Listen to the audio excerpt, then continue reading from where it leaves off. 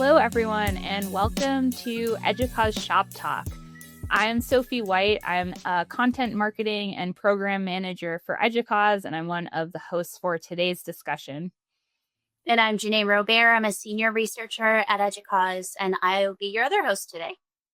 Great. We are so excited today. We're talking about balancing digital access and privacy in higher education, and we have Kim Arnold and Patsy Moskal with us as guests today. So I'll introduce them, and then we'll jump into it. So thanks, Kim and Patsy, for being with us. Kim Arnold is the director of the Teaching and Learning program at EDUCAUSE.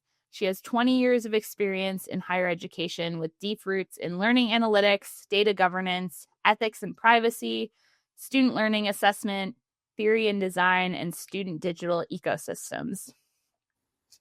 And Patsy Moskal is director of the Research Initiative for Teaching Effectiveness at the University of Central Florida, UCF. Since 1996, she's been evaluating the impact of online, blended, and digital learning on students and faculty. Her research interests include personalized and adaptive learning, learning and data analytics, and instructional models to improve student success.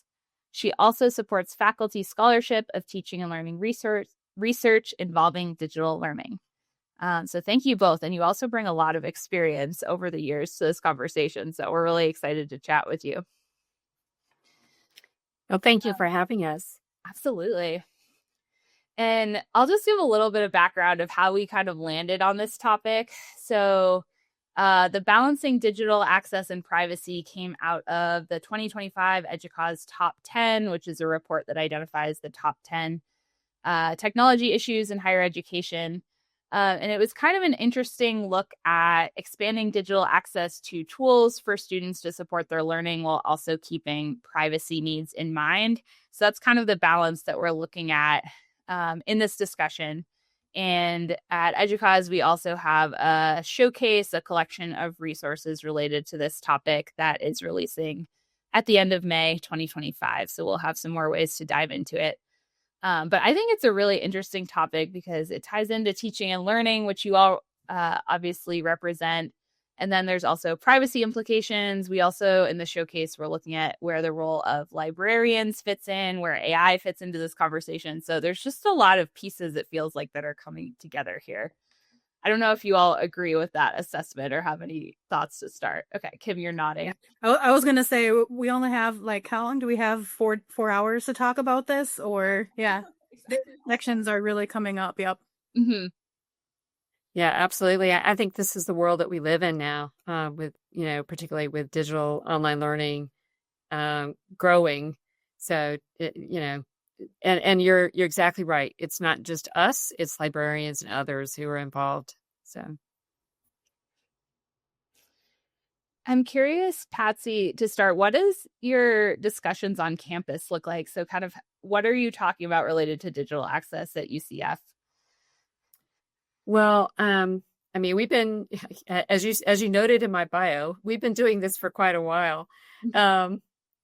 Yeah, I keep saying, I quote the Indiana Jones, it's not the age, it's the mileage, right? So, but, online learning for us was really a necessity because we didn't have enough classroom space to be able to have students complete their degrees.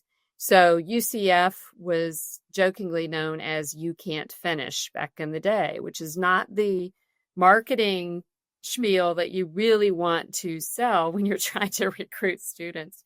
No. So, we started really early. 1996 that was like a lifetime ago. So, but we don't remember. But online learning was just starting back then.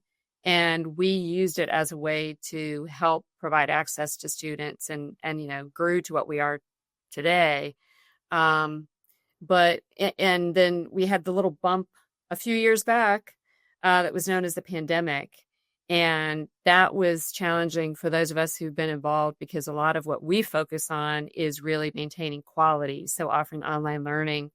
But for years, the message was, is it as good as face-to-face, as though face-to-face is, the gold standard. And there's a wide range of quality within face-to-face. There's a wide range of quality within online learning. So we've required faculty development. We have quality reviews. So we really have tried to lean into the quality since we started, and that's paid off for us. And now it's, every student at UCF, so all the students, I think it's 91 or 92% of students take at least one online or blended course if they come to the campus. So it's higher for undergraduates, like 94%. So if you come here, you're going to take an online course for sure. And so that's been the talk. The pandemic, the focus wasn't on the quality piece. It was on how do we survive this pandemic. And I think it was easier for those of us who had been in this space for a while, but we still have had to try to get away from that emergency remote instruction, which is, we made a point to differentiate that from what we know as quality online learning. So the thought that somehow people would get tired of that and run away from online learning, we've seen just the opposite. We see online learning was growing before the pandemic. It kind of was growing faster now after the pandemic. And I think a lot of that is because we have so many students who are working full-time or part-time while going to school. And, if you're a working professional, you're trying to work, many of them tell us they don't want to have student loan debt. The only way to do that is to be able to offer flexibility in some of their educational opportunities. So online and blended courses really help students do that. And for the majority of our students, they take a mixture. So they kind of take, some face-to-face, some blended, some online. And they tell us that's really to balance it with what's going on in their personal lives. So for us, that's kind of been the message from the beginning. It's even more so now, I think. Yeah, Patsy, I was going to say, I think UCF has been way ahead and has been doing so much online learning, and so many other institutions, tried to catch up during the pandemic or had to transition things really quickly. And I think that was really a lever in higher ed to really start this march towards the democratization of technology, right? Making it more broadly available, regardless of modality, right? Whether you're teaching hybrid, in person, or online. And that's kind of the part of this conversation I was really interested in talking through, is we've just seen so much, and quick on the heels of COVID, we saw just this burst of AI, right? How far into the conversation did I make it? We made it like 10 minutes before AI came up, right? And there's that balance that we have. So I'd be interested, Patsy or others, like this balance of the ubiquitous nature of having technology, AI, being cutting edge, being the first to do, or being in that like leading group, while some of kind of the more foundational needs of, the implementation, for me specifically, maybe the lack of privacy, being able to kind of keep up with that, is one of the things that's a super interesting challenge in trying to make that balance happen. Yeah, well, I will tell you that I did very well for not mentioning AI, because 99% of the meetings, have some AI within the first 5 minutes. Right, absolutely. A lot of our conversations now. So yeah. But we have that conversation too. And it's funny, we started, I think we've been doing online learning a lot, but AI is just a completely different thing now. So I do think, talking from colleagues, from all over the country, we're all at different spaces. It's kind of like the Wild West with what's going on with AI. And we, of course, we are a Microsoft school, and we have the lockdown, version of Copilot. But, in our shop, we've been actually doing some ongoing surveys of both students and faculty, with looking at their perceptions and uses of AI.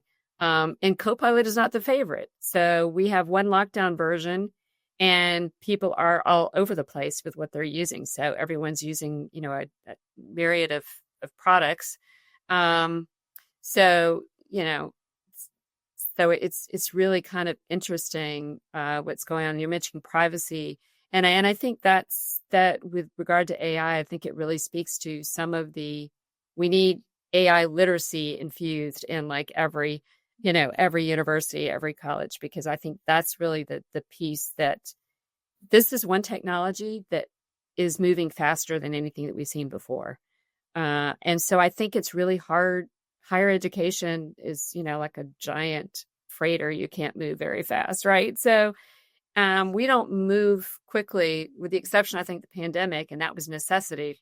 Mm-hmm. So it's kind of hard to control that.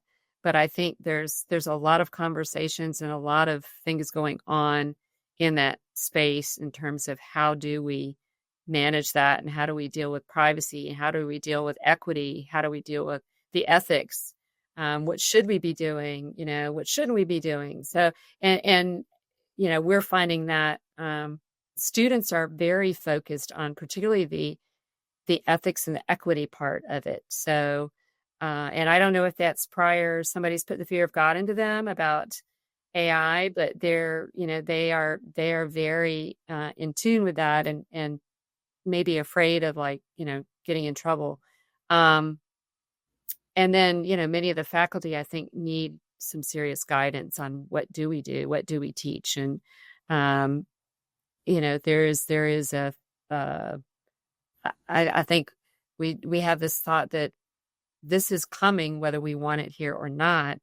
And so we kind of have an obligation as educators. How do we make sure our students are prepared, both, they've had the literacy involved, but they also understand how this is used in their individual disciplines. And we're frankly still trying to find that space where we're going. I think that's what we're doing right now. A lot of conversations about that. Yeah. Yeah, it's really, it's here, right? It's here. It's not coming, it's here. And I think it's this interesting paradox. And this is another aspect of this conversation I'm excited to have. On the teaching and learning side, we always aspire to have quality learning experiences based on deep pedagogical practices. And as digital environments are becoming more ubiquitous, right? It's just all around us. And again, that focus on cutting edge and doing the first to be there. And that, I think that paradox of how do we maintain that quality, as you were saying earlier, Patsy, right? The quality of the education that we're offering, with the desire of the students and instructors to, jump into things without maybe some of our governance structures or privacy or ethical considerations being fully baked in at institutional levels. And I grapple with that. I have that conversation a lot. Like, how do we get through this paradox? How do we balance that, Yeah, and I think that comes back to that AI literacy piece. It's so important. And it might be my new favorite topic, because as much as every conversation turns to AI, I think increasingly those conversations are revolving around AI literacy. And it's encouraging, because I think at one point over the last couple of years, as the proliferation of generative AI, at least, has taken place before our eyes, that sometimes there was a message that was getting a little lost in some of the work, at least that I was seeing being done for me and for others in the space, where people would think we were saying everyone has to teach with AI now. And I think people are kind of understanding that that's not what we're saying. That's not what leaders in this space are saying. There are very few people. There are people who are saying everyone should teach with AI all the time. I'm not going to say that doesn't exist. It does. But most of us aren't saying that. Most of us are saying, hey, that's context dependent. It depends on what you're teaching, who you're teaching, how you're, it depends on a lot of factors. But what we do say pretty confidently is that you have to integrate AI literacy in some way. All our students are going to need this skill, or need it now. All of us need this skill now. So that's what I say very confidently is we have an ethical responsibility to our students, and that trickles throughout the entire institution. But at the end of the day, we have an ethical responsibility to our students to prepare them to live in this digital world, which is highly influenced at this point in time and will be in the future by AI. Yeah, that makes me think of, we had a shop talk discussion similar to this one a few weeks ago, and it was about the EDUCAUSE Students in Technology report, which released earlier this spring. But we were talking to Yvette Chan. She's a fourth year student at Penn State, and she has already had some job interviews with potential employers that have specifically asked her how she will use AI in the roles and what her competency with it, which was really interesting, I think, to me to see how are we applying what we're learning at institutions to the workforce afterward. I just saw a colleague post, I think on LinkedIn, someone I know personally, not just someone like out in the the ether, someone I know personally saying that they've had to start using some AI tools to tweak their resume and cover letter because the things that they're applying to, they're just not getting their materials aren't getting past an AI screening. So now they have to use AI to pass the AI screening to get to a human. And, I'm sure everyone can imagine what my judgment is on that, but I'll reserve it for another conversation. The bottom line is that person had to understand that there was an AI screening taking place. That's why they weren't making progress in the job market. They had to understand that other AI tools might be able to be a way to get past that screening. There's a lot of literacy involved in that. They have to understand what data they're putting into those materials and be okay with or not okay with feeding that to AI technologies. So I think that there's just so much that's practically impacting us, and not just in the job market, not just in learning, but in life. In life, I read a report about this. I don't want to misquote the statistic, but this massive uptick in medical devices that are using AI technologies. So as just someone living in this society, and you go to the doctor and you have to make a decision about medical care, you need AI literacy to do that. You're going to scroll on social media, you need to understand the AI there. It's all over the place. So we kind of really need it throughout our lives. Yeah. I think that's true. Yeah. Oh, sorry. That's okay, Kim. No, I was just going to talk. I think as you were talking, Janae, I think this goes back to the ethical lens you were talking about, right? So it's not just providing the technology and the environments, but really thinking about the ethical lens of what we're doing. And then a lot of times in teaching and learning, FERPA is a North Star, right? FERPA tells us what's appropriate and what's not, what you can do. And I think there's this new emerging thing that's been coming in probably the past decade, but it's really emergent right now. This idea of, FERPA is interpreted institution by institution. So what's appropriate to do with data about students, about learning, is interpreted differently from institution to institution. But there's a layer beyond that I think in higher education, we all need to kind of just keep, I don't even want to say in the back of our mind, it's something we should be actively pursuing, is that just because our governance structure kind of tells us that we can do it, it is acceptable, there's this other ethical side of, should we do it, right? And Patsy, I know over the years, you and I have had so many conversations about this push and pull between it's acceptable according to our governance policy or whatever, but then there's this, are we keeping the student centric to what we're doing? Is this something that's creating benefit for them? And I think that's something I think a lot about in my work over the years, and I think a lot about now in my role at EDUCAUSE is how, as a entire field, can we kind of move this, all boats rise. And part of this for me is transparency. And I think, Janae, you were talking a bit about this and helping people understand what data is being captured. It's always amazing to me when I talk to students, and Patsy, I'll be quiet in a moment because I know you have some information on this, but it's really amazing how much students, when you talk to them, don't actually understand how much data is being gathered about them, how it's being stored, how it's being used, who's accessing it. And I think that's beholden, on institutions. That falls back on institutions to say, we do need to make students aware. We do need to be transparent about what we're doing. And these are parts of kind of ethical codes, which I think many institutions haven't got beyond that, like FERPA, is it acceptable? Check the box. But those like ethical considerations. And there's definitely some examples out there, but that's something I'm always really interested in. And I think AI is just a screaming example for all of us to really look at that framework and say, how do we do this better? Yeah, I totally agree with that, Kim. And I know this wasn't meant to be a conversation about AI, but I think it's a perfect example of some of the things that we're talking about with regard to equity issues and privacy issues, and it's almost like on steroids, right?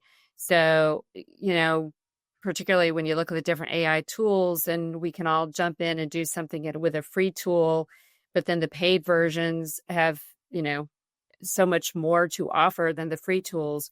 So what does that say about equity when we're talking about our students? So, we try to equalize that by giving everyone access to Copilot. But then that has limitations, and we know that folks are using their own tools anyway. And then in terms of the literacy piece, I think helping students understand what it means when you're putting things in an AI tool, what is that doing? Where's that data going? Who else has access to that data? I think that's really something we need to focus on in terms of making sure that all faculty, I mean, we're kind of all on the same page with FERPA, right? We've mandated that. We all have to do FERPA training, so on a regular basis. So we all do that. And those of us who do it like year after year after year after year, kind of, we already know the quiz, right? We already know what we have to do. But we need similar kinds of structures so that it is an automatic thing.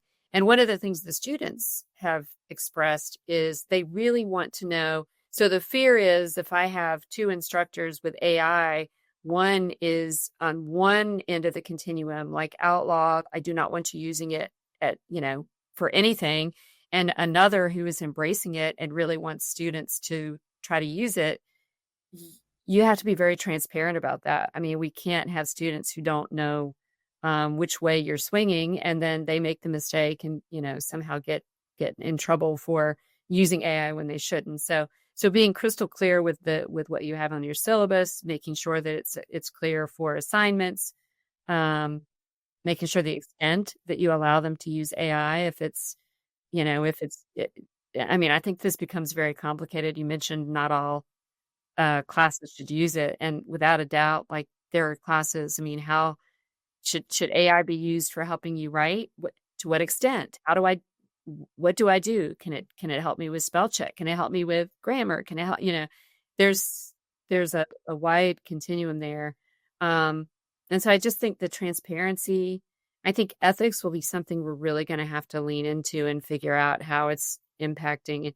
And that's going to be difficult. We always are trying to look at how our tools, the digital tools that we use, how do they impact the students who have the most difficulty succeeding? And so it's like that is, those are often underserved students. And so that's like, all right, well, we want to make sure they're not being disproportionately impacted by new tools that come out. And how do we try to equalize that? I think that's just going to be a universal issue that we're going to have to address. So,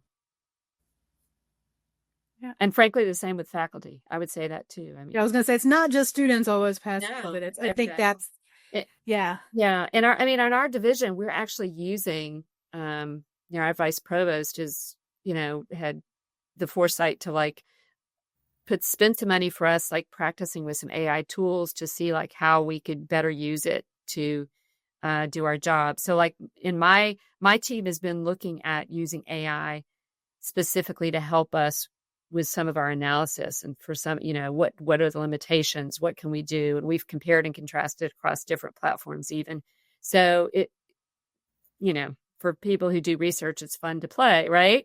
But legitimately, it could be very helpful in the future if it helps minimize some of particularly the qualitative work, keeping in mind that we also have to keep those privacy matters. I mean, I can't throw somebody's information in there and just have it be training models on someone's materials. So, yeah. Well, I think that's so much bigger than AI, right? Like, we have devolved a bit into the AI space, but I think anything in the digital realm, like, it's really important that instructors understand what using certain tools, like what the data ramifications of that are, and how it might inadvertently kind of create some risk for the institution as well as for individual students in terms of privacy. And I think a lot about that. And, I've heard so many anecdotes. Last week, I was at a forum for open education, a national forum for open education. And the number of people there that said the vendors of all of these tools literally sit outside my office. They'll just like sit there, and then I'm like, this is cool. I'm going to sign up for it. I'm using it in my class. This is a really amazing tool. It's doing a functionality that like the core set of technology that my teaching and learning department doesn't support. And there's a concern there in that they're not always institutionally vetted, and depending on what institution or what data is going into that, that can cause some real risk for institutions. And AI is a perfect example, but I think there's a whole suite of tools out there designed to support the teaching and learning environment that are amazing.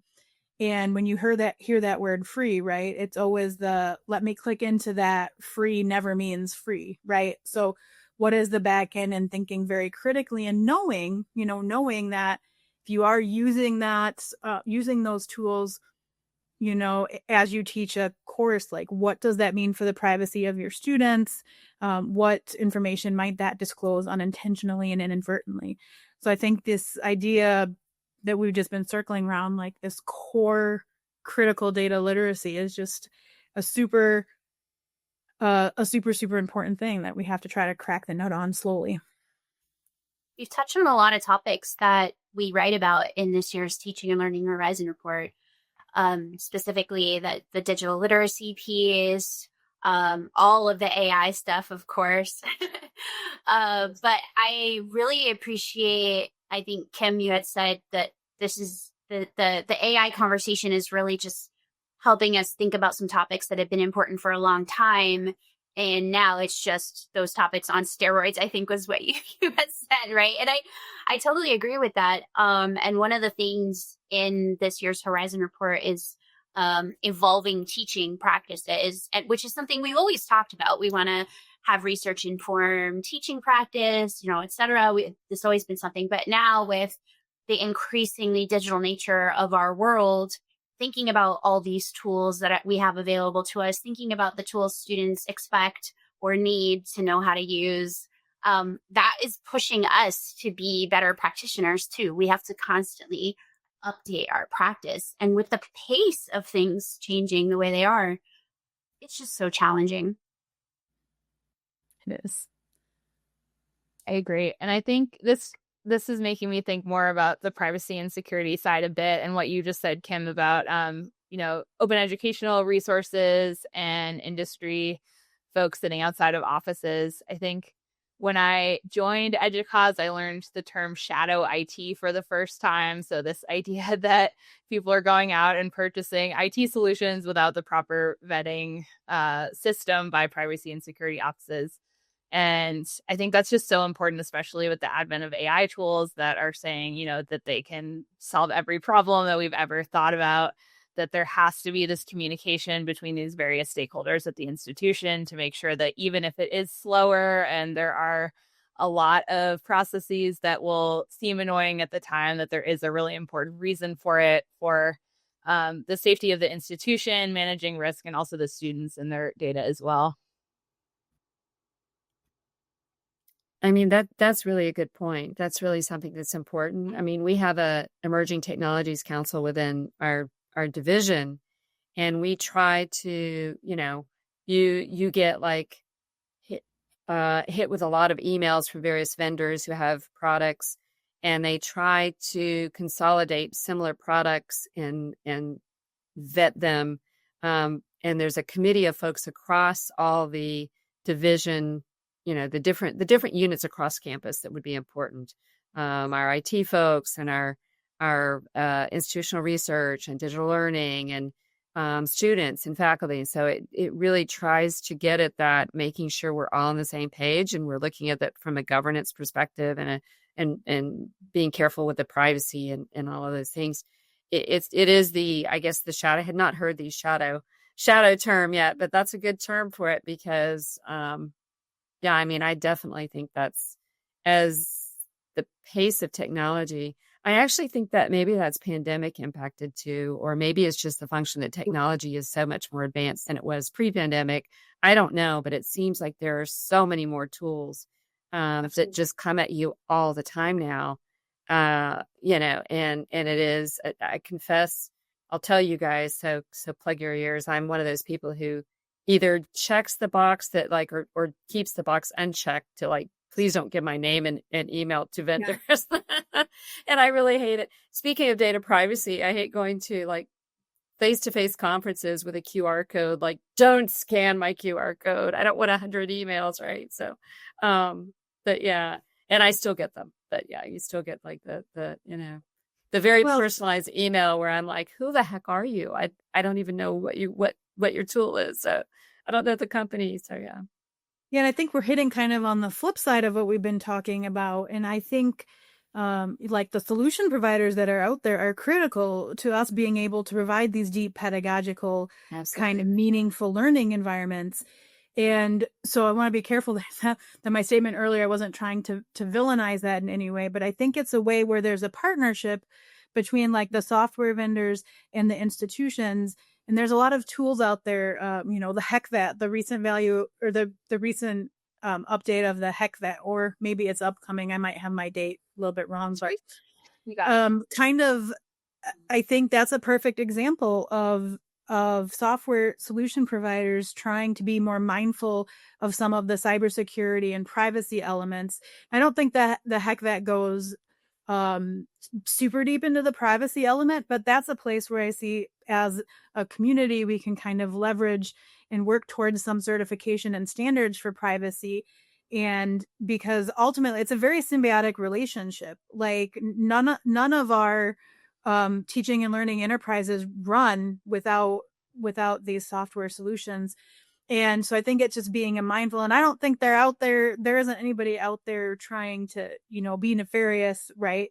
But it's again, bringing the literacy up across the board, whether that's providers, administrators, teachers, students, right? And saying, what do we have to do to safeguard the privacy of our students, the intellectual property of our instructors? I can't believe we haven't touched on that yet, right? That's another thing that comes up all of the time. And so how do we build on this good work that's out there and build these partnerships in a way where we're getting the functionality and this explosion of stuff post-pandemic? Patsy, you're right. There's been so much post-pandemic, but there is a need for every single one of those. Like those things are coming out of a very real teaching and learning need. So I think it's like, how do we work together and ensure that those standards are being met?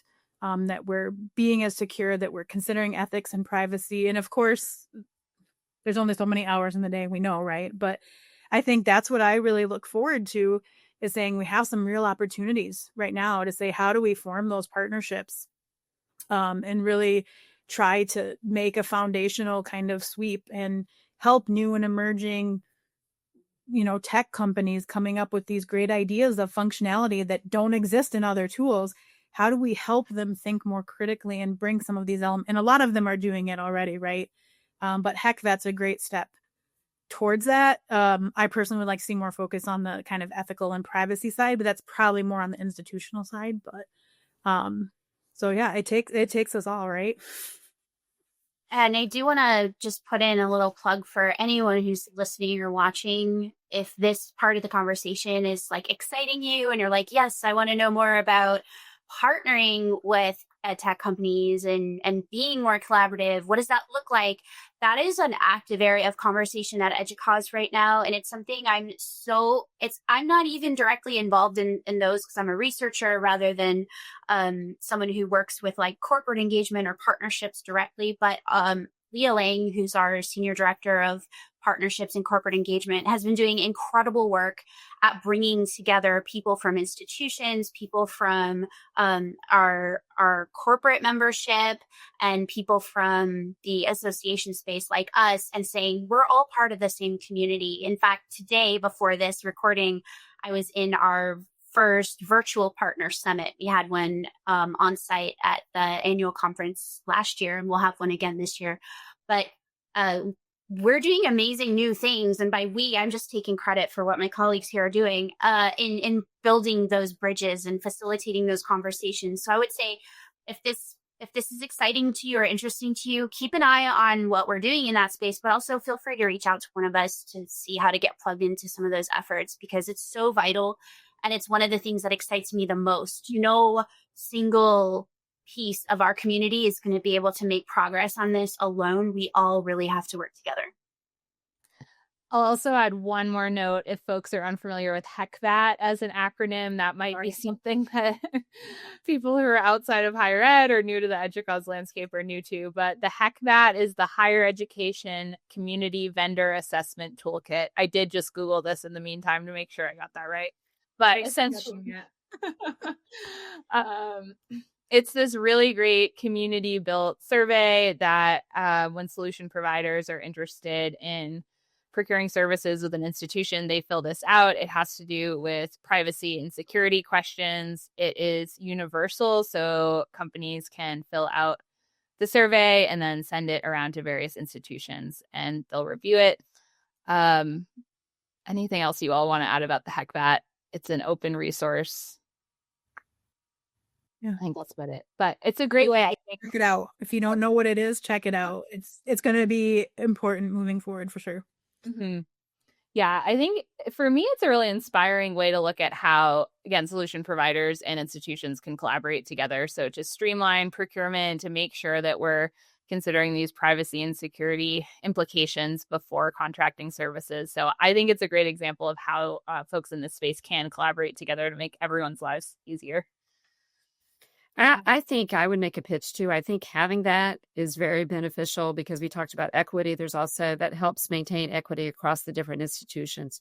So folks who may not have as much experience as those of us who've been doing this for like 30 years or whatever, right? I mean, it's really helpful to have those guidelines and you know, the checklist of things that are important to look for and things to know about a vendor going into it. So yeah, I think it's really important. You're and Kim, I think you're right. I think I think you said it's on the institutions. I mean, I think the institutions really have to be keeping track of this and aware of this and working towards looking at the security and the privacy issues with respect to vendors. And we are always there's so many. I mean, I think it's great that there are more vendors out there, but it can be overwhelming for institutions that, and everything sounds great when you listen to the sales pitch. So you just need to make sure whether it's free or not, look at what's under the hood and what you're getting. And so I think any kind of guidance and standards is helpful, I think, for institutions in that regard. So, Patsy, I'm curious in terms of looking at digital access from your perspective, how have you found it most effective to work with the privacy and security folks at your institution? What does that relationship look like, or those conversations when you're thinking about adding a new digital tool or expanding something you're already working on? Well, I mean, in all honesty, I'm kind of where Janae is because I'm the research side of it, but I can tell you, like we try to have those conversations. Some of it, the Emerging Technologies Council, for instance, or committee that brings together people from those different kinds of areas. We also, I think the folks who are very focused on information security, and then we have the courses we have to take. So there are some standard things that everyone on campus has to take, particularly some things are if you're at a certain level, and so forth. So I think we probably, like many other folks, you learn about tools from either going to a conference or getting an email or whatever. And so then I think it becomes a conversation and trying to make sure that when you're having the conversation, you're connecting with the folks on campus who make sure that you are meeting the standards for governance, security, privacy, and all of those things. So I think that's kind of been the method for us. I think we formalized it within the division because there were so many of the tools coming, and it's impossible for one person. You need a conversation with people across campus who are all involved. We haven't talked about the library, but librarians also are part of the conversation. So I think it's, I don't know if that answered your question, but I think it's just bringing together the people who are, there's pieces of the puzzle scattered across campus and making sure everybody's in the same conversation. We're all on the same page, and doing your due diligence to check out the companies and make sure it meets whatever standards we have. And then that is a conversation that I know, folks higher than me, folks above my pay grade have with vendors, in terms of making sure that the standards are met, or, if they want to do business with UCF. And I think we're fortunately or unfortunately, we have, we're pushing 70,000. I think we're 68,000 and change students. That's a big get for most vendors. So they really are looking at, how do we get involved with UCF? So, that helps us a lot. So, yeah. And the context is so critical there, right? Like how things happen at UCF are different from different institutions. So it'd be nice to say you can just copy and paste from one institution to another, but the political and policy landscape are just very, very different from institution to institution. And I've often talked with folks over the years about having some type of, on the research side, we're clearly, governed by the IRB. So there's one clear space. You go on campus, you get that, like, is this right? On the teaching and learning side, it's very different, right? And it would be nearly impossible to create a body like that could govern all teaching and learning kind of practices, which is why you rely so heavily on your peers. But I think that's one of the really wicked parts of trying to think through this, is just the contextual differences, not only from institution to institution, but even department to department sometimes, right? So when you're trying to think, what are the technologies that are going to be most impactful and most supportive of the students, or help the instructors optimize their teaching and learning, there's so much context just floating around in the ether there that it would be really nice if you could just copy and paste it, right? You just can't do that, but we can dream. This is where I think really, go ahead, Patsy. Yeah, I was just going to say, those of us who are on campus, and if you guys remember, I know, we're often siloed. So when you say from department to department, you may not talk to your colleagues in a different department if they're even in the same building. So it is like trying to make sure that is, I think that's where, like, we try to facilitate that in some way.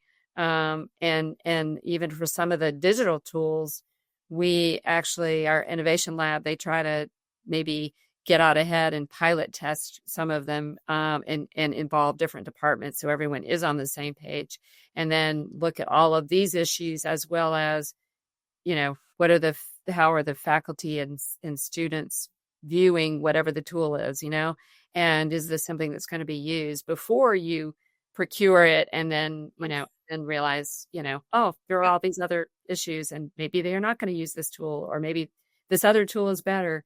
So we try to do that, but it is hard because there's just so much, it's like a fire hose. There's a lot out there now. And I think in other institutions, I mean, we're fortunate that, we have some mileage. Going back to the mileage, we have some mileage with this stuff, but it's very different depending on the institution, how much bandwidth they have to be able to devote to this. Can change a lot. So, yeah. Yeah, I think this conversation really highlights the importance of seeing our procurement process and the people involved in the procurement process as our friends. Yeah. I know I have definitely been guilty at different times when I worked at institutions of seeing that process as not my friend, or as a hoop I have to jump through, or not really understanding how important it is. But as the years tick by, and as these technologies mature and grow and proliferate and all those words, there's so many things to think about when it comes to adopting a new technology. I am not an expert in all of those things as a practitioner, as a researcher, as a teacher. I am not a deep expert in accessibility. I am not a deep expert in privacy or cybersecurity. And increasingly part of the conversation with these big data tools is impact on the environment. I'm not a deep expert in how these tools impact our environment. But if we have some processes in place at our institutions that we can lean on, that can make all the difference. So I think maybe an action item for people listening to this is to, if you're not super aware of the procurement processes at your institution or who those people are that are involved in that work, maybe reach out and get to know that process a little bit better and understand what's going on at your institution. And to Kim's point, it's so dependent on what's happening in your local context, that places like EDUCAUSE, we provide lots of resources that can help, but at the end of the day, it's really got to be a local effort. So I hope that's maybe one useful takeaway from this episode. I agree. And it's very complex and nuanced. I think we started the conversation just talking about how many different stakeholders, departments, considerations, even types of literacy we need to have these conversations. And now we're ending it, saying, make sure you collaborate with each other and procurement is your friend. So I think this is a great place to wrap up. Like you said, Kim, we could talk about this all day, but I have a lot of food for thought related to AI and how that's an example of these larger foundational conversations that we need to have in higher ed related to balancing digital access and privacy.